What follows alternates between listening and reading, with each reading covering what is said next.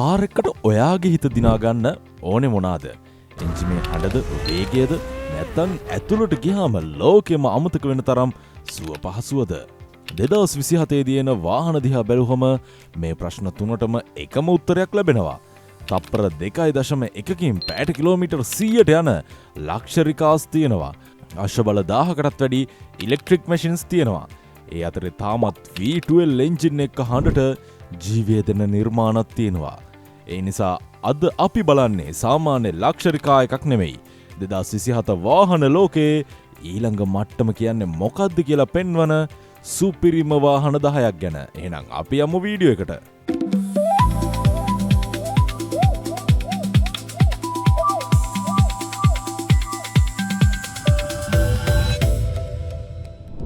Lexus TZ. Lexus මේ වාහනේ හදලා තියෙන්නේ වේගයෙන් ප්‍රේක්ෂකයාව පුදුම කරනවට වඩා ගමනක් ඇතුලේ සුව පහසුව සහ නිශ්ශබ්දතාවය උපරිමෙන් දනවන්න. මේක රෝස් 3ක් තියෙන ඉලෙක්ට්‍රික් ලක්ෂරි SUV එකක්. Lexus මේ ඉන්ටීරියර් කන්සෙප්ට් එක හඳුන්වන්නේ ඩ්‍රයිවිං ලවුන්ජ් කියලා. කැප්ටන් සීට්ස්, නිහඬ කැබින් එක, පැනරොමික් රූෆ් එක සහ බැම්බු වගේ මැටීරියල්ස් භාවිතා කරපු ඉන්ටීරියර් එකත් එක්ක සාමාන්‍ය SUV එකකට වඩා ප්‍රයිවට් ලවුන්ජ් එකක් ඇතුලේ ගමන් කරනවා වගේ ෆීලින් එකක් දෙන්න තමයි මේක ඩිසයින් කරලා තියෙන්නේ. සිලෙක්ට් වර්ෂන් එකක මැනුෆැක්චරර් එස්ටිමේට් රේන්ජ් එක සැතපුම් 300 වගේ වෙනවා. Lucid Gravity GTS. Lexus TZ එකේ කතාව නිශ්ශබ්ද සුව පහසුව ගැන නම් අංක 9ට එද්දී නිශ්ශබ්දතාවයටම අශ්වබල 1000කට වැඩි බලයක් එකතු වෙනවා. ඒ තමයි Lucid Gravity GTS. පිටින් බැලුවම මේක ප්‍රැක්ටිකල් ෆැමිලි SUV එකක් වගේ. හැබැයි ඇක්සලරේටර් එක පාගපු ගමන් ඒ අදහස සම්පූර්ණයෙන් වෙනස් වෙනවා. මොකද මේ වාහනයෙන් හෝස් පවර් 1070ක් ලැබෙනවා. නැවතුණු තැනක ඉඳන් පැයට කිලෝමීටර් 97 දක්වා යන්න ගත වෙන්නේ තප්පර 3.1ක් විතරයි. රියර් වීල් ස්ටියරින් සහ ඇඩැප්ටිව් එයාර් සස්පෙන්ෂන් නිසා ලොකු SUV එකක් වුණත් ඩ්‍රයිව් කරනකොට තවත් පහසු සහ ඇජයිල් ෆීලින් එකක් ලැබෙනවා. ඒ වගේම ප්‍රොජෙක්ටඩ් රේන්ජ් එක සැතපුම් 373ක් වෙනවා. Curated by Cadillac Escalade IQ. අංක 8ට එද්දී ලක්ෂරි කියන වචනයට තවත් වෙනස් අර්ථයක් ලැබෙනවා. ඒ තමයි මේ කාර් එක අපිට කැමති විදිහට ඩිසයින් කරන්න පුළුවන්. කස්ටමර්ට එක්ස්ටීරියර් කලර්ස් සහ ෆිනිෂස් 160කට වැඩි ප්‍රමාණයකින් තෝරගන්න පුළුවන්. ඉන්ටීරියර් එකටත් කලර්ස් 44ක් තියෙනවා. ඒ තේරීම් ටිකෙන් ස්පෙසිෆිකේෂන් එකක් හදාගත්තට පස්සේ වාහනය ආටිසන් සෙන්ටර් එකේ හෑන්ඩ් බිල්ඩ් කරනවා. හැබැයි Cadillac පර්සනලයිසේෂන් එකට විතරක් අවධානය දීලා පර්ෆෝමන්ස් එක ගැන නම් අමතක කරලා නැහැ.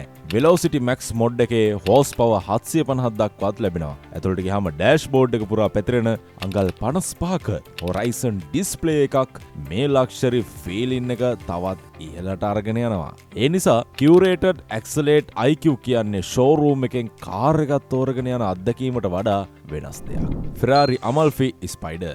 මෙච්චර වෙලා ඉලෙක්ට්‍රික් ලක්ෂරි ගැන කතා කරා. දැන් ඒ නිශ්ශබ්දතාවය ටිකකට පැත්තකට තියමු. මොකද Ferrari ලෝකයේ ලක්ෂරි කියන්නේ හැම වෙලාවෙම නිහඬව ගමන් කරන එක නෙමෙයි. සමහර වෙලාවට V8 එන්ජින් එක හඬත් ඉහළින් විවෘත අහසත් එක්ක ගමනක් යන එක තමයි Ferrari වල තියෙන හොඳම සැප.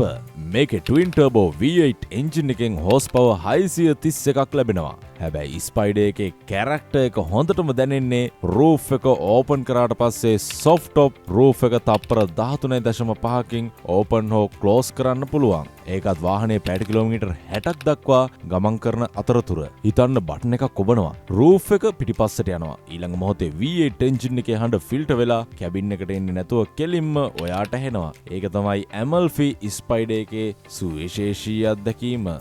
Mercedes AMG GT 63 4-door coupe. Ferrari එක V8 හනින් හැංගීමක් හදනකොට අංක 6ට තියෙන Mercedes AMG එක හරියටම අනිත් පැත්තෙන් කතාව ලියනවා. මේකේ සාම්ප්‍රදායික එන්ජිමක් නැහැ. මේක සම්පූර්ණයෙන්ම ඉලෙක්ට්‍රික්. හැබැයි ඒ නිසා පර්ෆෝමන්ස් එක අඩු වෙලා කියලා හිතන්න එපා. මේ වාහනේ උපරිම බලය අශ්ව බල 1153කට ආසන්නයි. මර්සිඩීස්ගේ 1 ෆූට් රෝල් අවුට් මිනුම අනුව නැවතුණු තැනක ඉඳන් පැයට කිලෝමීටර් 100 දක්වා යන්න ගත වෙන්නේ තප්පර 2.1ක් විතරයි. මේකේ මේ තරම් බලයක් නිර්මාණය කරන්නේ ඇක්සියල් ෆ්ලක්ස් මෝටර්ස් 3ක් එකට වැඩ කරලා. හැබැයි AMG දන්න නම්බර්ස් වලින් විතරක් කා එන්තූසියස්ට් කෙනෙකුගේ හිත දිනා ගන්න බෑ කියලා. ඒ නිසා AMG Force S Plus system එකෙන් ගියර් මාරු කරනවා වගේ හැඟීමක් සහ V8 එන්ජිමක් මතක් කරන සවුන්ඩ් එක්ස්පීරියන්ස් එකකුත් ලබා දෙනවා. ඒ කියන්නේ එන්ජිම නැති වුණත් AMG එකටම ආවේනික ඩ්‍රයිවිං ෆීලින් එක සම්පූර්ණයෙන් අතහැරලා නැහැ. Mercedes Maybach S-Class AMG එක තප්පර 2.1ක වේගය අමතක කරලා දැන් ටිකක් සංසුන් වෙමු. මොකද අංක 5ට තියෙන වාහනයට ඉක්මනින් යන්න පුළුවන් වුණත් ඒ මුල් අරමුණ ඒක නෙමෙයි. S680 version එකේ V12 එන්ජිමෙන් අශ්ව බල 621ක බලයක් ලැබෙනවා. ඒත් Maybach එක වටිනාකම අශ්ව බල ගණනකින් විතරක් මනින්න බෑ. මේ වාහනේ සැබෑ ලක්ෂරි එක දැනෙන්නේ කැබින් එක ඇතුලේ වැඩි දියුණු කරපු cabin ඉන්සුලේෂන්, automatic comfort doors, advanced suspension සහ MBU X super screen වගේ ෆීචර්ස් එකට එකතු වෙලා පිටපාරේ කලබලයේ ඇතුළට එන එක හැකිතරම් අඩු කරනවා. ඒකට තවත් විශේෂත්වයක් එකතු වෙන්නේ manufacture made to measure program එකකින් පිටත වර්ණ 150කටත් වැඩි, ඇතුළත වර්ණ 400කට වැඩි. ඒ නිසා තමන් කැමති ස්ටයිල් එකට වාහනය කස්ටමයිස් කරගන්න විශාල නිදහසක් තියෙනවා. Jaguar Type 01 මේ බැක් එක තමන්ගේ හුරු පුහුරුදු ලක්ෂරි ෆෝමියුලා එක තවත් රීෆයින් කරන අතරේ Jaguar අංක 4ට එන්නේ සම්පූර්ණයෙන්ම අලුත් පිටුවක් අරගෙන. මේක අලුත් Jaguar මොඩල් එකක් විතරක් නෙමෙයි. Jaguar බ්‍රෑන්ඩ් එක ඉදිරියට යන්න හදන දිශාව පෙන්වන වාහනයක්. දොර 4ක් තියෙන ඉලෙක්ට්‍රික් ලක්ෂරි ග්‍රෑන්ඩ් ටුවර් එකක් වන Type 1 එකේ ට්‍රයි මෝටර් සිස්ටම් එකෙන් අශ්ව බල 986කටත් වැඩි බලයක් ලබා දෙන්න සැලසුම් කරලා තියෙනවා. ඒ වගේම එහි ව්‍යවර්ත බලය නිව්ටන් මීටර් 1300 කටත් වැඩි. Jaguar තමන්ට හුරු පුරුදු පැරණි ඩිසයින් ලැන්ග්වේජ් එකෙන් ටිකක් ඉවතට ගිහින් ඉලෙක්ට්‍රික් යුගයට ගැලපෙන අලුත් ලක්ෂරි අයිඩෙන්ටිටි එකක් හදන්න උත්සාහ කරනවා.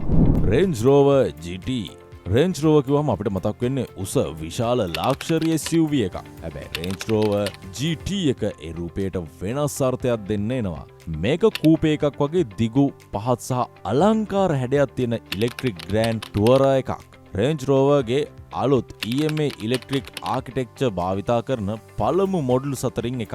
පිටත හැඩය අලුත් වගේම ඇතුළතත් සාමාන්‍ය ෆියුචරිස්ටික් ඉලෙක්ට්‍රික් කාර් එකක් වගේ ස්ක්‍රීන්ස් ගොඩක් පුරවලා නැහැ. හයිඩන් ටෙක්නොලොජි සංගවුණු එයා වෙන්ට් සහ ටෙක්ස්ටයිල් සර්ෆසස් ඇතුලේ සංගවපු ස්පීකර්ස් වගේ ඩීටේල්ස් භාවිතා කරලා කැබින් එක හැකිතරම් ක්ලීන් සහ කාම් විදිහට තියාගන්න හදලා තියෙනවා. මේ වාහනේ බලය, බැටරි ප්‍රමාණය සහ එකවරක් චාර්ජ් කරාම යන්න පුළුවන් අවසාන දුර වගේ ෆිගියෝස් තාම සමාගම සම්පූර්ණයෙන් හෙළි කරලා නැහැ. Bentley Tocal අංක 2ට එද්දී අපිට තියෙන්නේ අලුත් මොඩල් එකකට වඩා ලොකු වෙනසක්. මොකද මේක Bentley ඉතිහාසයේම අලුත් පරිච්ඡේදයක්. Bentley සමාගමේ පළමු සම්පූර්ණ විදුලි ප්‍රොඩක්ෂන් වෙහිකල් එක මේක.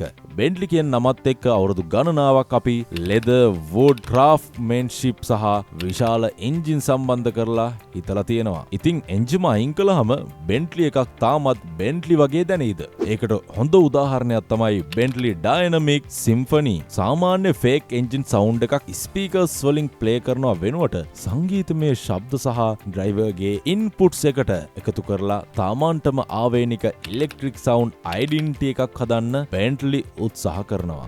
Aston Martin Valiant මෙච්චරලා ඉලෙක්ට්‍රික් මෝටර්ස්, බැටරි, සොෆ්ට්වෙයාර් සහ අනාගත ටෙක්නොලොජි ගැන කතා කරා. හැබැයි අංක 1ට එද්දී Aston Martin මේ හැම දෙයකටම වෙනස් උත්තරයක් දෙනවා. මොකද Aston Martin Valiant එකේ බොනට් එක යට තියෙන ලීටර් 5.2ක ට්වින් ටර්බෝ V12 එන්ජිමක්. ඒ එන්ජිමෙන් අශ්ව බල 838කට ආසන්න බලයක් සහ නිව්ටන් මීටර් 1000ක වේවර්ත බලයක් ලැබෙනවා. නැවතුණු තැනක ඉඳන් පැයට සැතපුම් 60ක වේගයකට යන්න තප්පර 3ක් විතරයි යන්නේ. උපරිම වේගය පැයට කිලෝමීටර් 344කට ආසන්නයි. Carbon fibre body, magnesium wheels, carbon ceramic brakes, titanium exhaust වගේ සැහැල්ලු මැටීරියල්ස් භාවිතා කරලා බලය වැඩි කරන එකට අමතරව වාහනේ බරත් අඩු කරන්න උත්සාහ කරලා තියෙනවා.